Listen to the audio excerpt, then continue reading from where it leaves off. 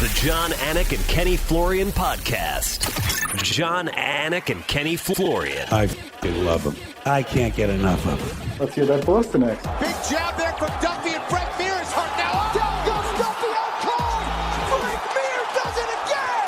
Rock'em sock'em robots here. Oh my goodness. Hyperbole. There are a couple of absolutely self-involved bull artists. Here are your hosts, John, Anik, and Kenny Florian. Headshot, bang. Oh, done. Not sure Ken Flo signed up for multiple episodes a week, but you know what? This is his reality. It's 2023. Welcome in. It is episode 381 of the Anik and Florian podcast. You know, this show should be 5 days a week, but our schedules won't allow it. But we're very exciting to let the listenership and the viewership know that as of this week, Ken Flo 2023, Anik and Florian podcast is going to be in your life more than once a week. Pretty exciting stuff. Hell yeah. I love it. I love it, man. Maybe one day we will be 5 days a week. Who knows, John? You never know. Maybe that'll be like the Kenny Florian show. And then, you know. All right. So if you don't know, the Anik and Florian podcast is very happy to announce a distribution deal with DraftKings. So if you've been looking for full video episodes of the show, those are now on the DraftKings YouTube channel. And at least for the time being, the individual clips, shorter portions of the Anik and Florian podcast will be on the AF channel that you have come to know and love and subscribe to. We certainly hope your support will carry over to the DraftKings channel. Cody MERROW is going to great lengths to make sure that our show is as easy as possible to find. For the time being, remember the show with Bilal Muhammad and Jason Anik will continue to reside and air live on the Anik and Florian podcast channel every Thursday night at 8:30 p.m. Eastern. Now, why are we doing this deal? Well, a lot of different reasons, right? Ultimately, this allows us the infrastructure and the support from DraftKings to be able to do a second show a week, right? Essentially, right now, we have a staff, me, Ken Flo, our producer, Cody, Ray Longo, our handicapper, Brian Petrie, our intern, Will Berger. That's a paid internship, right? So now we can take care of the staff of five a little bit and just allow for the ability to do more, right? More content, more fighter interviews. And that's where we're at right now. So we're very excited to share that with you. DraftKings eventually is going to issue a press release with further details, but we hope that ultimately this will be something that enhances the show that you guys all appreciate and are here for. We encourage your feedback. I know people sort of have their own opinions about it, but any feedback at AnikFlorianPod on social media. We read the YouTube comments at Kenny Florian, at John_Anik. Let us know. We're going to try to make it as seamless as possible. But ultimately, the biggest part of this deal is 2 shows a week. To that end, it gives us a chance to react to some recent news on UFC 286, Kenny. And I guess we should have taken Ali Abdelaziz at his word because the trilogy fight between Kamaru Usman and Leon Edwards will be done, in fact, March 18th. And that means we're essentially 8 weeks away. So not a whole lot of build up. That London show, rightfully so, going to be headlined by the trilogy between the former champ Usman and Leon Edwards making title defense number 1. That's the fight you had to make. Glad to hear that news. And it's a big one, man. And that's one of those fights. I have no idea how it's going to go. We could see Kamaru Usman come back and do exactly what he's been doing to everybody else and say, you know, that was a fluke. Or we could see Leon Edwards, who is riding high on confidence, who said, that was not my best performance. And he could go out there and perhaps dominate as well. I mean, you got to remember that first round against Kamaru Usman that he won was extremely impressive. And then, of course, the way he came back, everybody knows about that. But I can't wait for that fight, man. Amazing. Had to look far and wide for people who were picking Leon Edwards going into that second meeting. And I think a lot of the handicappers that people out there trust, including the guys on our show. A lot of these guys, I think, are going to find themselves on Leon Edwards. I think there are more variables and unknowns with Kamaru going into the third meeting, at least as far as the health is concerned. It also looks as though his teammate Justin Gaethje is going to be on this fight card against Rafael Fiziev. Now, this is big news, Ken Flo. Justin Gaethje has competed primarily in the United States of America as a pro, certainly in the WSOF. In the UFC, he has fought in Vancouver against Donald Cowboy Cerrone, not as rabid a Canadian market as Montreal per se. He has competed in Abu Dhabi in a pandemic climate. So, but Gaethje, dude, he's never competed in like Brazil or Australia or England. This is going to be fucking insane, is it not? Oh, man. Well, Gaethje, you don't need to speak any language, in particular to appreciate Gaethje's style. He can go anywhere in the world and people are going to know exactly what that kid is all about. But yeah, no, it's going to be exciting for the fans in the UK to have the pleasure of watching Justin Gaethje perform, man. And same goes for Rafael Fiziev. He just hasn't been doing it as long at a high level, so he's just not the fan favorite, or I wouldn't think so in that equation, but he figures to have a lot of support there as well. Gaethje has not fought since a May 7th loss to Charles Oliveira last year. Fiziev, of course, has won 6 in a row, highlighted by that knockout of RDA in what was a main event July 9th. He hasn't competed in 6 months as well. So I know promotionally they wanted to get that fight done for a long time, and it shall be done on March 18th. All right, of course, big things as the UFC makes its pay-per-view debut of the year coming up this weekend. As soon as we're done taping, I am off to Miami International Airport for UFC 283. Can't wait to get to Brazil. And, of course, we have got not one but 2 titles on the line this weekend. One of them, the 4th meeting.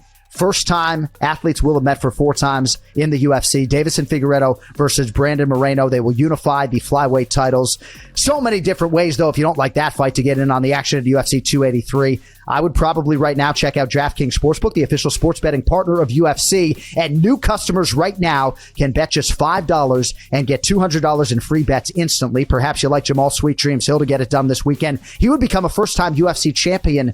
May not want to fade the ageless Glover Teixeira, though. It's a huge headlining fight, and you can get after it this weekend. Of course, a lot of playoff action as well if you want to get outside the mixed martial arts realm in the sportsbook. But all you need to do, download the DraftKings Sportsbook app right now. Use code AFPOD, one word, AFPOD. New customers bet $5 on UFC 283. Get $200 in free bets instantly.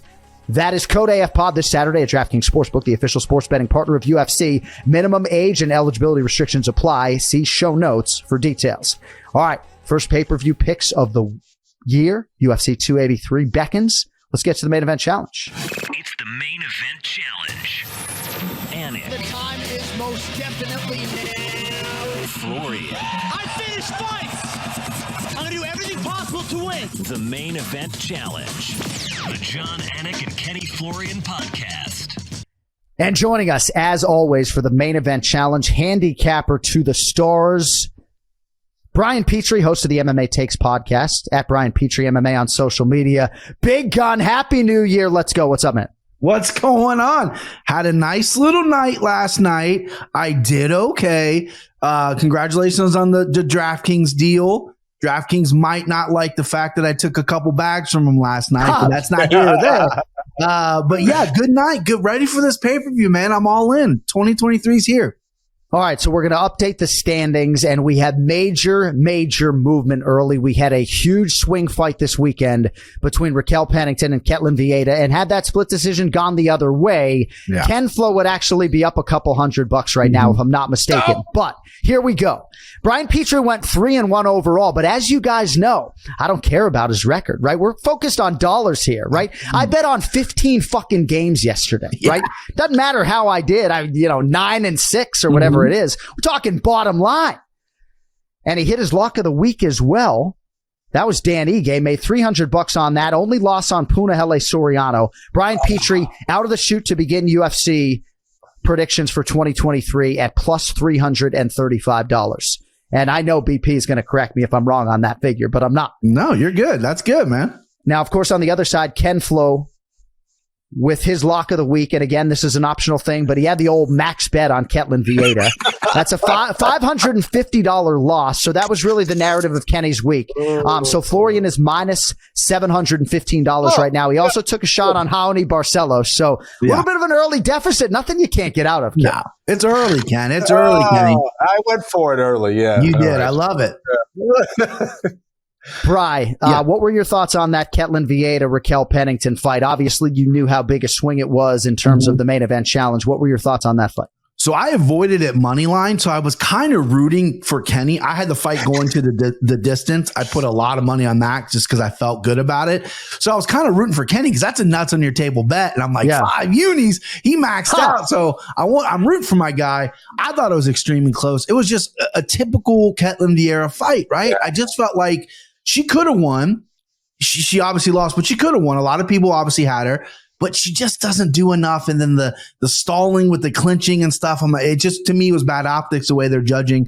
Very competitive fight. Obviously, I have no bones about it. I just, I had no skin in the game, but I was rooting for my guy Ken Flo to get that 5-unit play. Thank you. Ken Flo, there are a lot of people who submit scorecards out there that don't necessarily know the criteria, but seemed like the majority was for Ketlin Vieira. Any thoughts on that swing fight? I mean, close fight, but most people felt like Ketlin did enough. I was a little excited. I thought she was going to pull it out, but it could have gone either way. I don't have a problem with it, to be honest. And it's same thing, same Ketlin Vieira issues that we've seen in the past. And I thought, those things are going to be rectified. She's learning from this. The last fight against Holly Holm, and kind of the same deal. So it was frustrating watching that fight. Really, really, really was. Coming up later in the program, by the way, strength and conditioning guru Juan Carlos Santana. Cody, if you can email him the link, his email's in the rundown. He's going to join us later. Gilbert Durino Burns and Gregory Rodriguez, two of his pupils, competing here in a few days at UFC 283. To that end, let us get to the predictions. UFC 283, Teixeira versus Hill.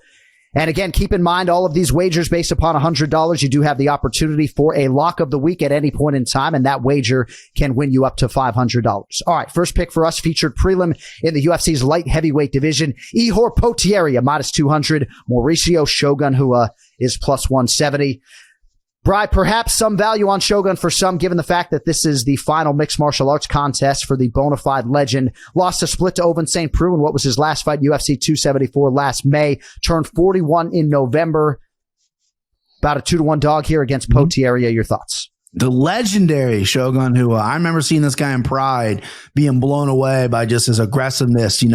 This was like almost to me a better version of Wanderlei Silva. So Hall of Fame career. He'll be messed in the MMA space. They don't make him like Shogun anymore. And he's got a tough test. It's a young 26-year-old Ukrainian coming in, looking for his first UFC win.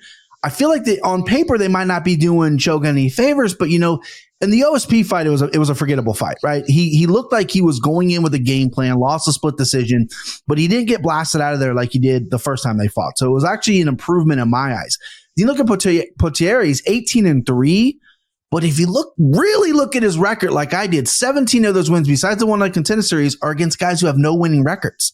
That is a thin resume. He's beaten cab drivers. He's beaten guys that, probably shouldn't be in there. That's great. He debuts against a guy, I'm not even going to try to pronounce his name, but he debuts and gets blasted out of there in a firefight that he didn't like. You saw him get in that firefight. He just did not like it, right? That's not what he's about. So what do you got to do here? Shogun +170. Shogun's got to bring the fight to this guy. He's got to make it wild, got to make it a little crazy. One last ride, one last time. War Shogun by KO. I'm not picking against Shogun in Brazil final timeout. No chance. All right, I love it. Shogun Hua +170 for Brian Petrie. We will ding and dong a little bit, by the way, because I think sometimes guys might pivot based upon the standings.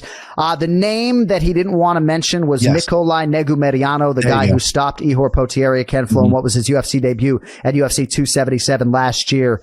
You going Potieria, the favorite, Ken Flo, or Shogun Hua, the dog on the way out? Gosh, I would love to see Shogun Hua end his UFC career with a win. Do I see it happening? It's possible. I think he's had a lot of fights, obviously. He's taken a lot of damage over the years. He's been one of my favorite fighters. I always talk about his 2005 year being one of the best that I've seen in mixed martial arts. That was certainly his prime. But this is tough. I think he's lost a lot of speed. He gets hit a lot here. I think it's still a pretty evenly, even match for the most part. That they're not sending Hua to the slaughter here, but I do think that Potieria is going to be the favorite here for a reason. I think he wins. All right, next fight is the pay-per-view opener. Johnny Walker Blue -170 against Paul Bearju Craig +145. Sorry, I just can't fucking help myself. Paul Craig's in the best shape of his life. Go to his Instagram. He's in the best shape of his life as far as his strength and conditioning is concerned. He is the number 9 ranked 205er in the world. Volkan Oezdemir, actually the guy who halted his unbeaten streak at 6 in what was his last fight. But Craig in the mix at 205. So is the favorite Johnny Walker. Ken Flo, we'll start with you here. Johnny Walker -170. Paul Craig +145. Your thoughts? I feel like Brian would be able to answer this better than anybody else. Both of these guys seem so difficult to bet on. Like I feel like Johnny Walker is either getting his ass kicked or then he just knocks you out of nowhere. And Paul Craig is either getting his ass kicked or he's submitting you out of nowhere. So these are two guys that are very tough to rely on. You could say, this is a sure bet. This is in the bag. I got this. So both these guys, I'm a little uneasy about. So to me, it comes down to, okay, who is more likely to make a big mistake? Who's going to be more chaotic, more erratic, make poor decisions in there? I think it's Johnny Walker. I still think he's a little bit immature when it comes to performing when he needs to in there. And then sometimes if he's really trying to be defensively sound, he doesn't throw any shots out there. Paul Craig's going to push the pace. I think he gets Johnny Walker on the ground eventually and finds a way to win. Well, Johnny Walker really needed a win his last time out. Got it. Quick sub of Iwan Kutelaba. That was at UFC 279. Right, which way you going, kid? Johnny Walker, Paul Craig? Paul Craig, I had to get one in too. Paul Craig, I love it. Kenny's 100% right. This fight is like a tennis match in my head. I keep going back and forth, and I can't get a read on it because he's right. Both these guys make so many mistakes. You look at Paul Craig, he's like that special, whenever you play a video game, you always get like a special move. That's his submission. He pulls it out, but his last fight, he looked really bad to me. The Ozdemir fight, he was not getting takedowns. He looked hesitant, flopping to his back. Ozdemir just avoided the ground and won the fight. He has made references leading up to this fight that he believes in his stand-up. John said he's in the best shape of his life. He believes in the stand-up. Now, I don't recommend him standing up with a guy like Johnny Walker, but he has to if he wants to get this fight to the ground because his takedowns aren't elite. His ground game's elite, but getting it there has been an issue. Usually guys fall him to the ground. Then you got Johnny Walker. This is going to be it's an interesting duo here. You got Paul Craig, who is the most intense guy. Then you got Johnny Walker, who's basically a dancing, smiling clown. And he was the uncrowned contender for a while when he was rattling off all those wins. And, he got brought back to reality. But the one thing is about Johnny Walker is he's incredibly athletic. He's fucking enormous for 205 pounds. He's going to finish his career at heavyweight. I think actually that's one of the reasons why he has a chin problem is all the weight he cuts, but that's not here or there. I see Craig standing up to a point, forcing a takedown. Not going to happen in that first round. Johnny Walker's too big, too strong. So I actually like Walker by KO in round 1. But if the fight gets, you got to watch the fight. I can live bet now. I cashed on some tickets live betting last night. So when you watch the fight, if it gets out round 1, pay attention to Paul Craig because I don't think he's slowing down. Walker could slow down a little bit. But for the purposes of the show, give me Walker by KO round 1. All right, official pick is Johnny Walker for Brian Petrie at -170. And by the way, the main event selection for these two guys last week got wiped off the board. So in the event that happens in the future at Anik Florian Pod, these guys will make a new main event selection official for the record. All right, huge fight at flyweight for the women. Jessica Andrade -450, Lauren Murphy +360. Andrade, of course, decorated former champion, in my eyes, future Hall of Famer, already has 14 UFC wins across 3 divisions, not unlike our guy Ken Flo. By the way, Sean Strickland joining that club over the weekend. And now Andrade back at flyweight against former world title challenger Lucky Lauren Murphy. How do you handicap this one, Brian Petrie? And ultimately, we'll need a selection. Man, I love Jessica Andrade. She is one of my favorite fighters to watch. She is just pure violence. And I really wish this line wasn't so wide because I'm like, Lauren Murphy's coming off a Miesha Tate win. Vegas, give her some respect so I can hammer Jessica Andrade. But Vegas is like, no, we're too smart. We're catching up with these sharp guys. I like Andrade here. She has the power, the grappling, the speed, the cardio.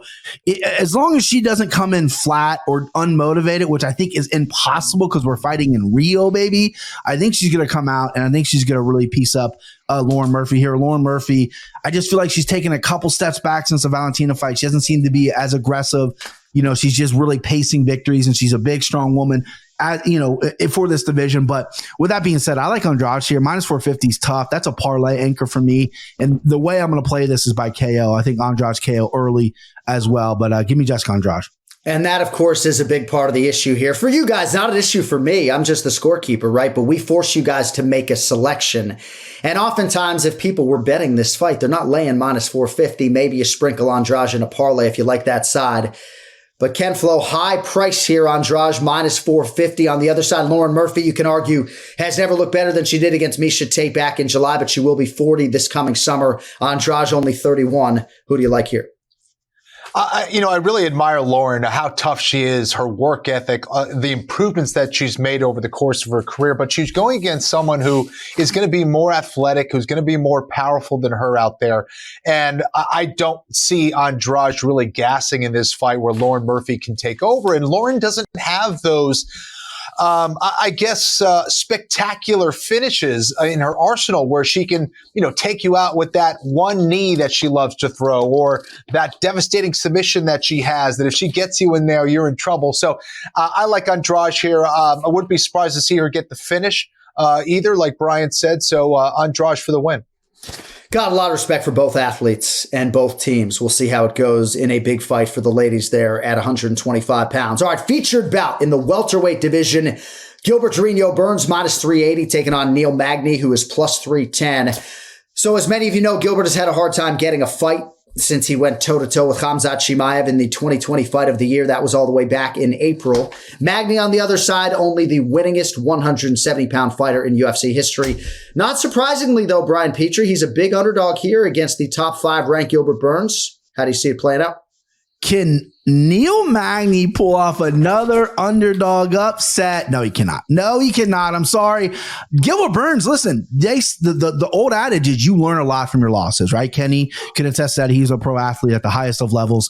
And I think he's learned a lot because he went against the fucking boogeyman and almost won, right? He clipped him. He put a dent in that armor. That's super impressive. And Gilbert Burns, from all social media accounts, what I follow, he looks to be in phenomenal shape. And the one thing I don't know if people sleep on it. Maybe that's just my interpretation of him. He hasn't had a submission since 2019. This guy is legit on the ground, and his takedowns are really good. He's down in Florida training with some of the best. Him and Kamaru Usman go rounds for rounds, or at least used to. His wrestling is very good. And Neil Magny, when he fights a guy this high level, I look at the RDA fight. He got taken down. He got armbarred by RDA pretty quickly. Neil's very good, but Neil likes the pressure. He likes to get you against the cage, and then he likes to work his game. Not a power guy, a volume guy. The one weakness of Gilbert Burns, in my opinion, might be he's a little hittable. His chin could be an issue at times.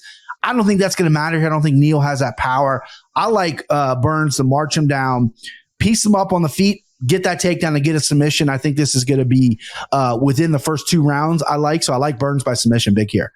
Kempfel, what do you think? Gilbert Burns prohibitively favored, some would say, here against the credentialed Neil Magny. I think Neil Magny has the ability to shine when he's the underdog at times, but I think this is too big of a mountain for him to climb here in Gilbert Burns. I think Gilbert, not only is he more skillful in all the areas that matter, I also think that he hasn't lost anything as far as motivation. If anything, he's even more motivated by that fight against Chimaev, which spells a lot of trouble for Neil Magny. So this would be a big upset if Gilbert Burns loses this one. I would argue that's a bigger upset than Volkanovski and Makhachev, but we don't need to rehash all of that. All right, co-headliner and the historic 4th meeting for the UFC flyweight title, Davison Figueiredo minus 110, Brandon Moreno minus 110. How good is that? Fitting that it's a pick 'em on DraftKings Sportsbook. Moreno, of course, had to dig deep in July. Ultimately was able to stop Kai Kara-France with a body shot in round 3 to lay claim to the interim title. Figueiredo has not competed since the last meeting, Bri, between these two. That was 51 weeks ago, actually, to the day today, January 22nd, 2022 at UFC 270. Moreno, 29 years of age. Davison Figueiredo, 35. 4th and in all likelihood final meeting. Brian Petrie, which way you go? So I spent all night last night after the fights breaking this down in my head and going over because it's such a good fucking fight. Like, this could be main event. I love the main event, but this could be.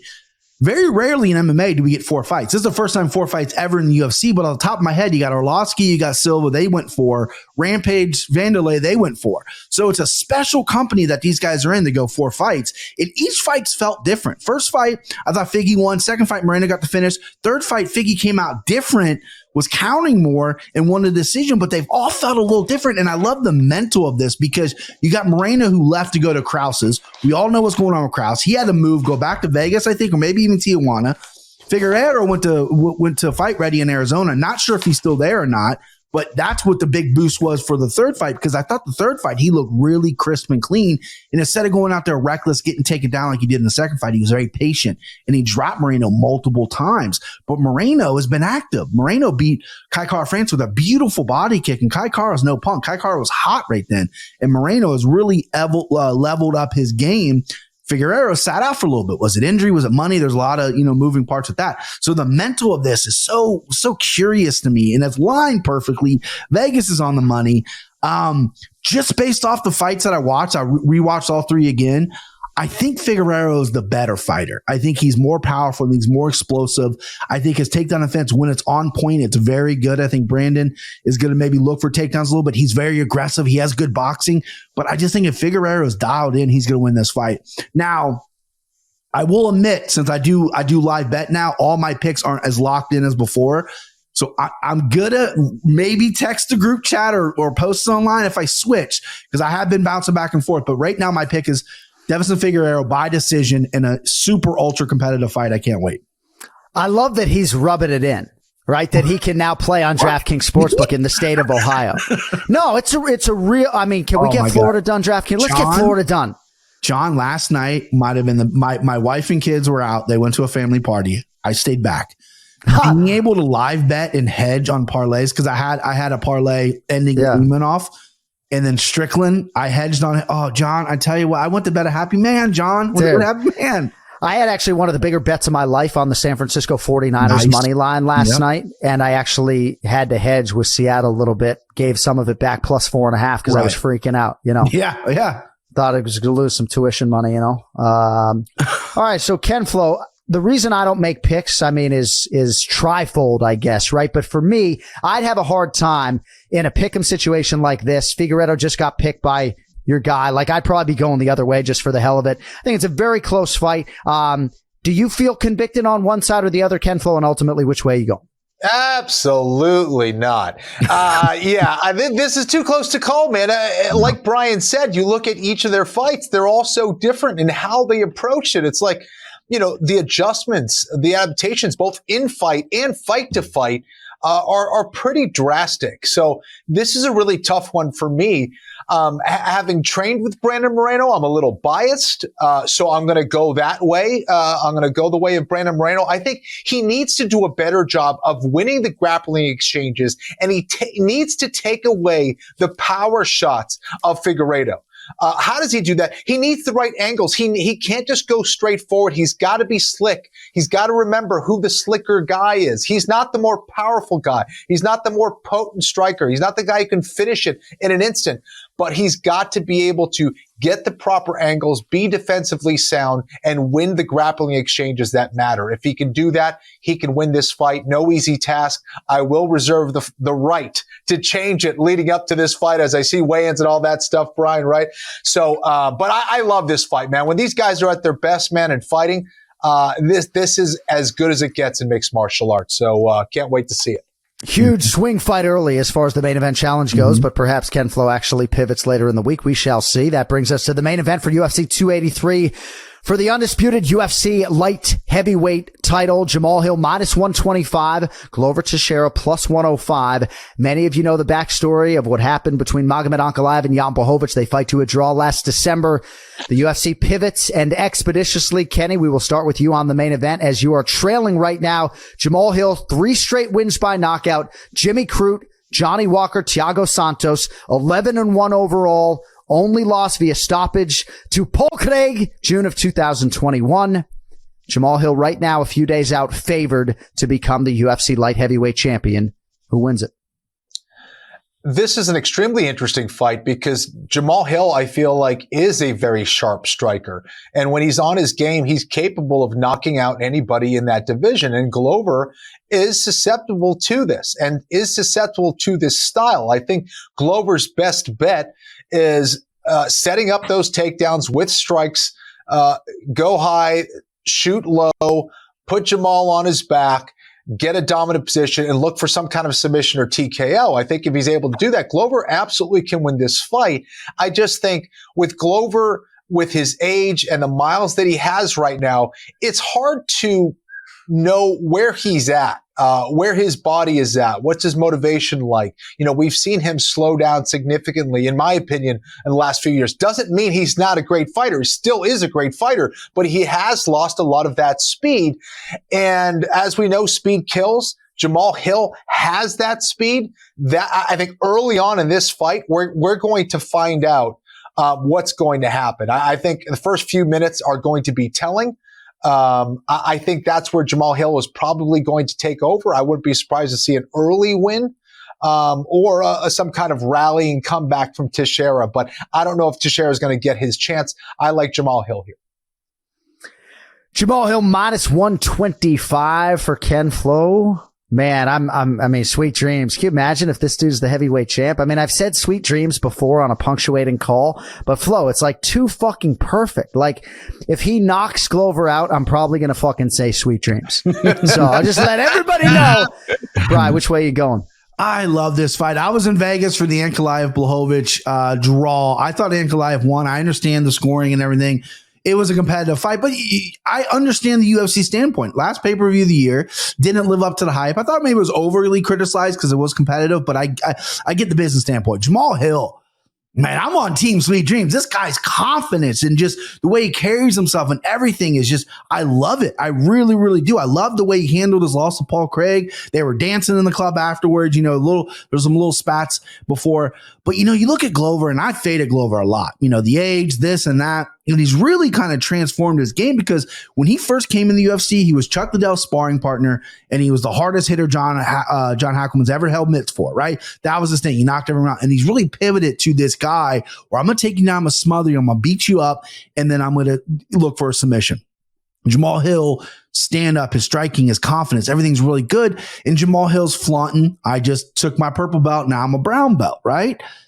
That's cool, but Glover's been on the ground with black belts and has submitted him. Anthony Smith's a very good black belt on the ground, and Glover pounding him out. Jan Blachowicz got submitted. He's a good black belt as well. So that's good for Jamahal Hill. I like that for Jamahal Hill.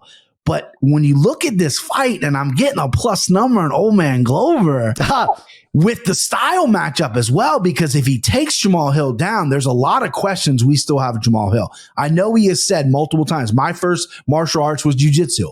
But what does that mean? We all know there's levels to this game. And I think if he takes Jamahal Hill down and keeps him down, which is easier said than done, I'm assuming, Glover's going to have a good night, and Glover's going to win with either some kind of submission, some kind of ground and pound, or just wearing him out. So I like Glover here at plus money. And then on top of that, I'm going to lock him up. I'm going to lock him up at plus money. I'm going to go 2 units on Glover. I like him that much. And I want Jamahal Hill to win. I'm a Jamahal Hill fan. I think he will be fighting for the title again, right? I really, really like him. But just this matchup, I think it's Glover's time. And you look at the Yuri fight. Yuri's a savage. Glover had that fight won on multiple occasions. So give me Glover. Lock him up, 2 units. I love it. And you know what, Brian Petrie, the advanced nature of his history as a gambler is such that I don't need to prop him or prep him on the lock of the week. He's going to break. Kenny, do you want to add to any of your wagers? You're good to lay out with the singular unit plays for UFC 283. Dude, I'm gun shy after last week. Yeah. Confidence is low. I repeat, confidence is low. Yeah. I'm telling you, though, that was such a big swing fight, right? It's crazy to think that all of a sudden. All right, if you want more from Brian Petrie, you can check out his MMA Takes podcast and on social media at Brian Petrie MMA. BP, always appreciate your energy, and we will talk to you next week. Let's go, boys. See how you did, buddy. Have a good time in Brazil. Let's go, boys. Thank you, buddy. Brian Petrie with us for the Main Event Challenge every week here on the Anik and Florian podcast. We have fun with that Paul Craig, right? So I'll just a little bit of advice for the fellow play-by-play guys out there. If you ever want to go to Scotland again, you can't call him Paul Craig, right? I learned that the hard way. Sorry, my mic is just doing crazy things today.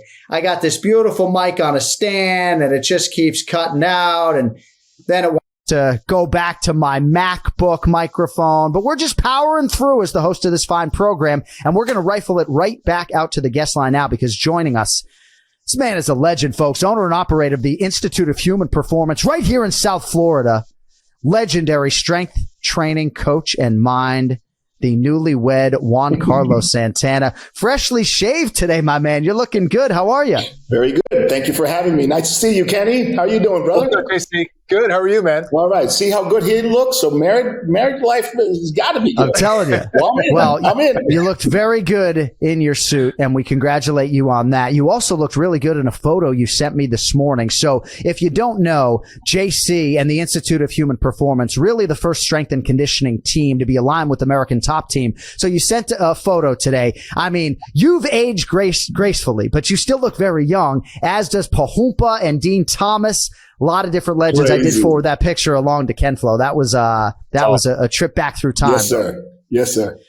All right, so a lot of different things to get to with you today, and we appreciate your time, especially on a Sunday. You have trained so many high-level athletes, and chief among them right now is Gilbert Durinho Burns. He's the highest-profile UFC fighter in your gym right now. You guys have had probably a half a dozen training camps together, if not more, at this point in time. I know you get excited talking about Gilbert Durinho Burns. We get excited hearing about him. What can you tell us now a few days out? He's ready, and I think it was Kenny that said that it's funny because when you get that wear and tear, especially like a fight after Hamzat, man, that has a tendency to just beat somebody down.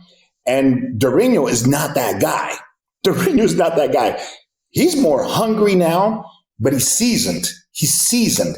He can stay in the right shape, and we can peak in 6 weeks, man. I mean, he's ready to roll. He's ready to roll, and he's hungry, well rested. We titrate that big time because I can see it in their faces, and I can see it the way they talk. When they're starting to walk down the hall, I kind of know if they're tired or not. So, but I pleaded with these guys about 2 weeks out. Now's the time. Honor the weight cut and honor recovery. The work has been done already. We're surfing right to the fight. And both of them have done that, and Gregory and Durinho look awesome. So does Danny Marcos. But Durinho, like Kenny said, Durinho seems to be more hungry now. It's crazy. It's crazy because normally with age and time, you become a little bit more logistical and a little bit more philosophical. Hey, how many fights, this and that. You can see it in his eyes. He's still gunning down a title fight. He's still gunning down a title fight. I didn't like this fight because I wanted Bilal. I go, fight up. You don't fight the guys behind you. You fight the guys in front of you. And he gave me the political thing, the economic thing, the whole thing. I'm going, look, it's a winnable fight without a doubt. I just don't like, from a business standpoint, I don't like risking for nothing. So he said, no, coach, we got this. We need to do this to stay active. He explained it to me. I'm saying, all right. Because we both feed off of each other and we both give each other the real deal. He knows that I tell him if I like something and if I don't like something. And both times that I haven't liked the fight, he has explained his rationale. And once he explains his rationale and we decide to go, then I'm all in. I'll throw my body on that grenade, no problems. And we are ready. We are ready. It's going to be a good one. I think he takes him out. JC, how do you manage that when you're talking to your athletes? Because I imagine, not all athletes are like Gilbert, where you can have a conversation and you can give, your real opinion on what you think about a certain fight or about a certain fighter or how a camp is going. How do you manage dealing with kind of the different personalities like that? Are you just the same across the board with everybody and they have to understand that? Well, or do you I'm the same across the board, but, at 63, and being involved in business and being involved in show business and having a bar, all of my experiences kind of teach you how to operate at different levels with different people. And so I think one of the things that helps my coaching is being able to be true, be honest, but be able to adapt to the level where somebody can understand me. Here's an example. Gregory Rodriguez is extremely religious. Okay, when he got his fight, when Brad pulled out, it hit him. It hit him like bam. My last comment to him on Wednesday's workout, I went like this to him. I got pretty close to him. I said, Bobby, I said, God has you in his hands. Bing! Right. Yeah. And that night we got the call. We have an opponent. And I said, Papa, what did Bobby tell you? We got this, baby. We got this. You are flying on God's wings. That to him motivates him. Gilbert is religious, but that's not the way I talk to Gilbert. So that's why you're the best. It's the age, it's the different environments that I've been in that allow me to talk to and communicate with different people at their level. So Ian Einish, I'm chatting with him now, and he's training with us. He's in Colorado, so I just had a 40-minute conversation with his coach. And so Ian is also extremely religious, as you know. So I talk to Ian kind of like Gregory. And it lights him up. It calms him down. And he tells me, he goes, not only is the training here very high level, very, very deductive reasoning type, but it's the way you coach. It's the way you coach. It's the spiritual component of IHP. It's the truth. No, and I can tell when you're in the gym and when you're not there. As some of you know, I do train with JC's son, Rio, who is outstanding in his own right. And the apple, of course, does not fall far from the tree. But no, there's nothing. I mean, your energy is unique and inimitable. And that's why you've been one of the many reasons why you've been wildly successful. Now, I do want to talk about Daniel Marcos for a second, if I could, because this is a Peruvian fighter that isn't necessarily on my man Ken Flo's radar just yet. But I think he will be potentially after this weekend. 29 years of age, make it his UFC debut. He's 13-0. Daniel Soncoro Marcos, what can you tell us about his progression and ultimately your thoughts on him in advance of the debut? Dude, I know a lot of people say this, but I venture to say that he really does have top 5 material. Top 5 material. I kid you not. And what I saw in him in the Contender Series, by the way, you got to know the backstory of this guy. This guy in last January gets married at 12. At 9, he's on a plane. No honeymoon, no nothing. He's here for 9 months. No, he hadn't fought in 3 years. Goes to the Contender Series with a return contender component, and he just blasted him. He kicked this guy so hard, the ball of his foot was black and blue. And this kid kept coming. So they threw no starts, no baby at him. This kid kept coming. He's a tough kid. And Danny, what I noticed was it's not only his technique, it's his instincts. You can't, Kenny, you know this. You can't teach that. The ability to go on offense and immediately give yourself a defensive posture, which is a reaction where you can't get hit. You don't teach that. You can't practice that. It's either in you or not. He has that. He is extremely disciplined. He did his camp, went back with his family for a week, came back. We trained, went back for Christmas for 2 days so he could give gifts to his kids, and he's back. So this kid is listening, and that's another thing. Charles Rosa, you know, he's Charles Rosa's roommate. And Charles Rosa is a good fighter, but he is going to be, I equate him to Mike Brown. Charles Rosa, I think, will be the next Mike Brown. Good fighter, but man, as a coach, insane. They listen. So we're bringing up all of these new thoughts and all of the new systems that we're bringing in. For example, we're going to do away with boxing. We're going to do away with wrestling. Why? Because I'm an engineer, man, and I'm a businessman. You don't invest 2 hours into something that's going to yield 10%. So if half of wrestling gets you in trouble with MMA and half of boxing does too, why are we doing boxing and wrestling? That takes drive time. That takes resources out of your physical being, everything. So we're going to go to grappling, MMA striking twice a week, and 2 technical live sessions twice a week. If you do the numbers, that's 6 sessions. Some of these guys are doing 15 sessions. It's insane. Yeah, I want to get a little bit more in depth on that because you did send me and Kenny a little bit of a text message about some of the sports specific training that you are doing and what you plan to do. But you also have found fault, to your point, with maybe some of the way that other major camps and athletes on a high level are approaching their mixed martial arts training from a functional standpoint. Is that true? And from an efficient standpoint, and if efficiency is function, then yes. Yes, it just doesn't make sense to me to teach wrestling where if I go in for a great takedown, I'm susceptible to a guillotine if I don't know what the hell I'm doing. If I'm scrambling, I can give my back to someone, and you know what that means. You're done. So if half of wrestling gets me in trouble, I want to only do the half of wrestling that gets me in a good situation, and that's MMA grappling. There's nothing else. There's a reason why it's called dirty boxing. Because in a boxing match, you don't know. Well, you clinch, here comes the ref. In MMA, you clinch. Oh, shoot.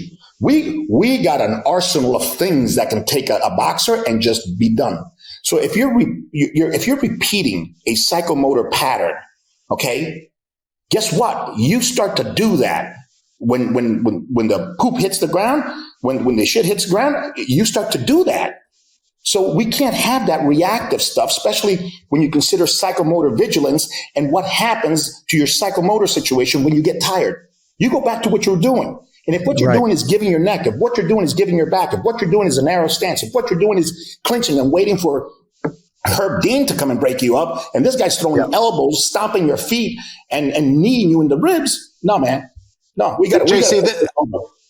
I think this is huge. You know, this is what me and my brother would do. We basically made everything an MMA drill, because if you are just isolating a certain thing like wrestling or just jiu-jitsu or just striking, you're ignoring like 75% of repercussions. It's like, yeah, okay, sure, you know, there's certain things you can do wrestling wise, but your head is in the wrong position. You get your face elbowed off, or you would get submitted here in this position.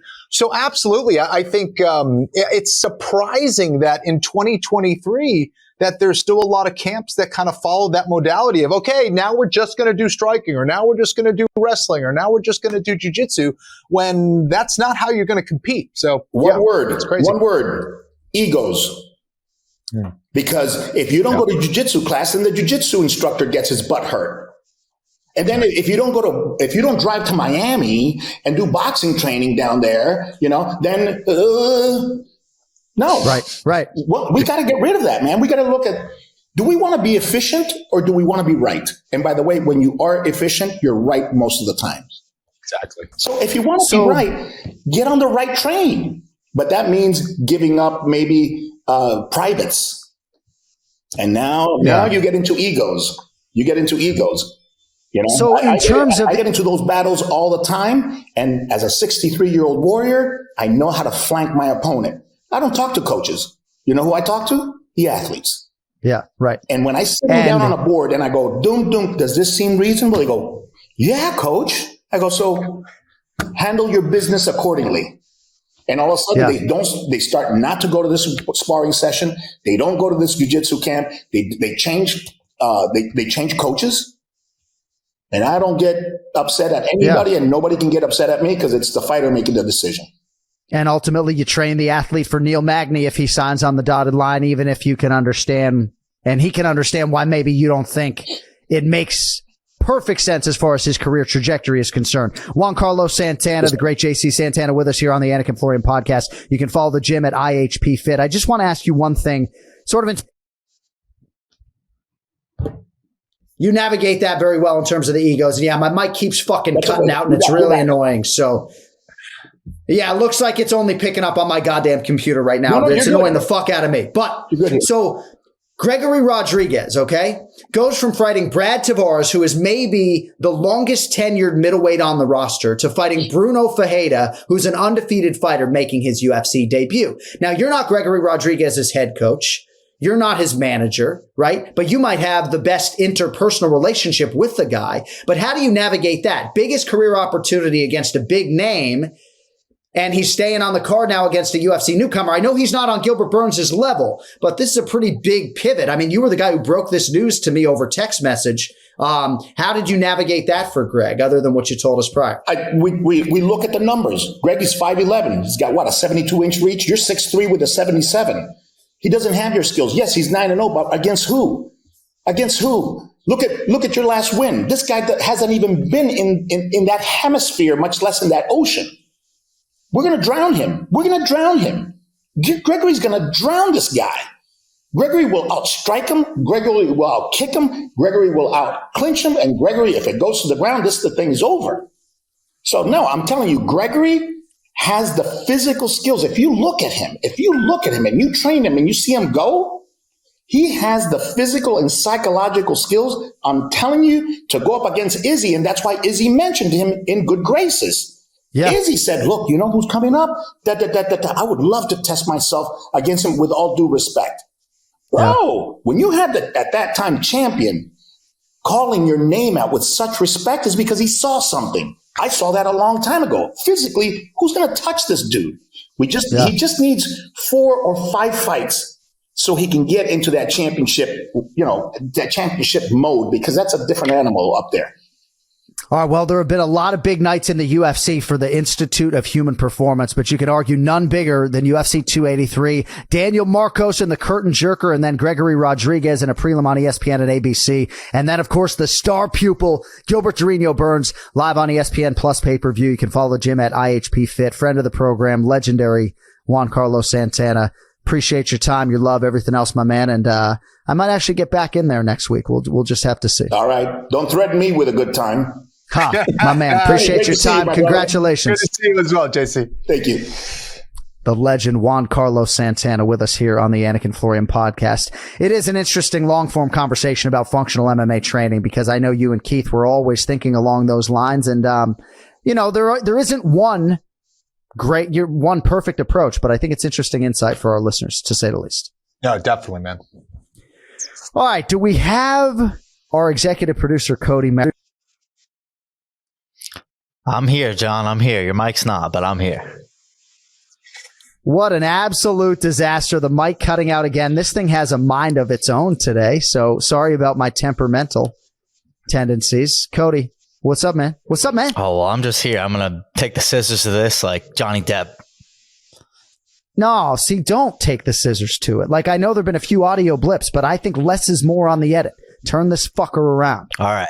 Get it out to the masses. Well, seriously. We're going to turn around and hop on the MERROW Seconds bandwagon for Cody's covers. Are you ready for that?